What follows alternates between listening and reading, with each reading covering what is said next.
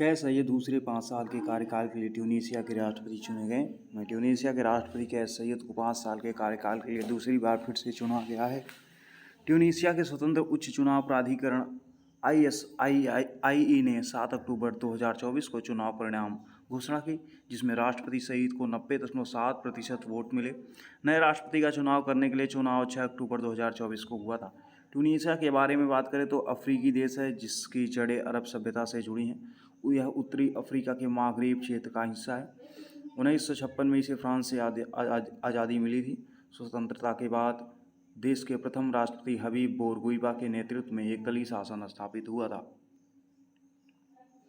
देश के लोकतंत्र की कमी और बढ़ती बेरोजगारी के कारण 2011 में दीर्घकालिक राष्ट्रपति जीन अल आबिदीन बेन अली के खिलाफ लोकप्रिय विद्रोह भी ट्यूनीशिया में हुआ था।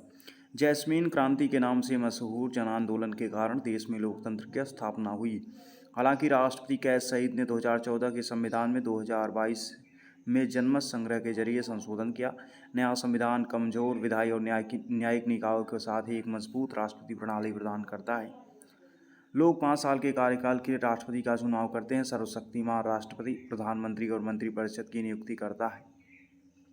ट्यूनीशिया की राजधानी ट्यूनिस है, जिसकी मुद्रा दिनार है और अध्यक्ष इसके कैस सईद हैं।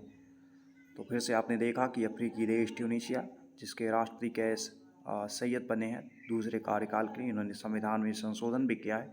ट्यूनिस इसकी राजधानी, मुद्रा है दिनार।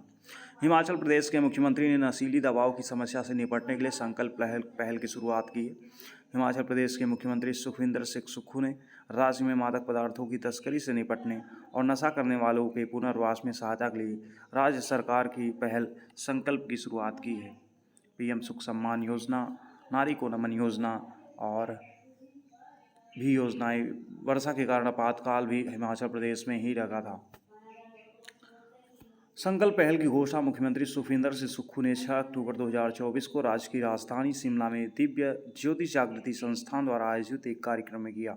संकल्प पहल के बारे में बात करें तो सिरमौर जिले के पच्छाद उपमंडल में कोटला बड़ोग में नशा मुक्ति एवं पुनर्वास केंद्र का राज्य स्तरीय मॉडल स्थापित किया जाएगा।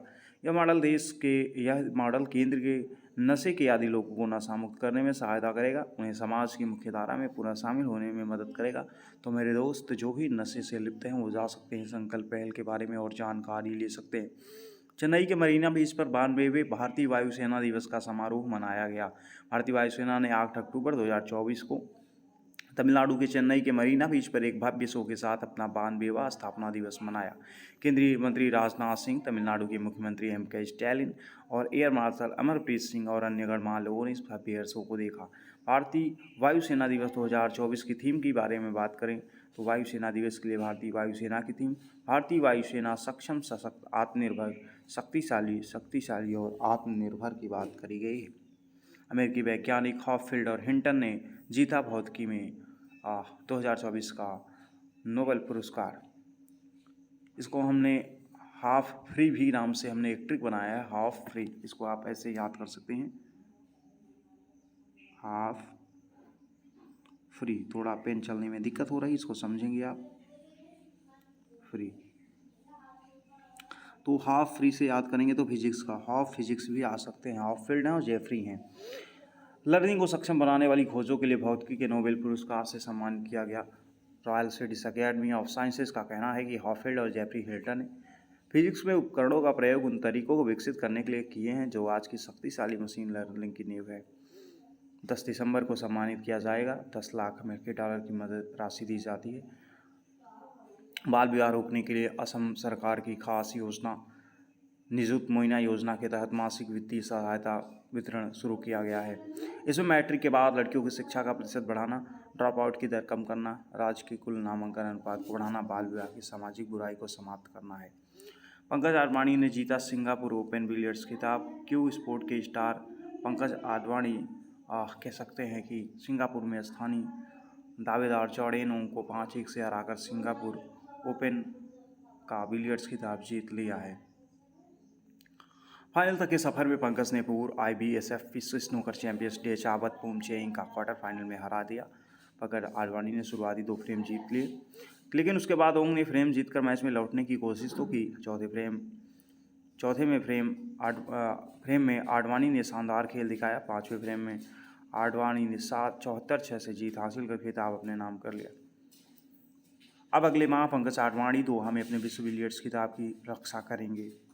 शरद कुमार बीसीसीआई भ्रष्टाचार रोधी इकाई के प्रमुख नियुक्त किए हैं। बीसीसीआई ने भ्रष्टाचार के खिलाफ पहली लड़ाई में एक महत्वपूर्ण कदम उठाते हुए सेवानिवृत्त आईपीएस अधिकारी शरद कुमार को अपना एंटी करप्शन यूनिट एसीयू का नया प्रमुख नियुक्त किया है। फिर बात करते हैं कि मालदीव में रुपे कार्ड से भुगतान की शुरुआत हो गई है। रुपे कार्ड से भुगतान की शुरुआत हो रही है और नरेंद्र मोदी और मालदीव के राष्ट्रपति मुइज्जू ने लेन देन के गवाह बन गए हैं। इस दौरान प्रधानमंत्री मोदी ने कहा, कुछ दिन पहले मालदीव रुपे कार्ड लॉन्च किया गया। आने वाले समय में भारत और मालदीव यूपीआई के जरिए जुड़ जाएंगे और मालदीव के संबंधों को जो हैं सदियों पुराने, भारत मालदीव का सबसे पड़ोसी और घनिष्ठ मित्र है। इसी के साथ हमने आज की खबर को ख़त्म किया। धन्यवाद।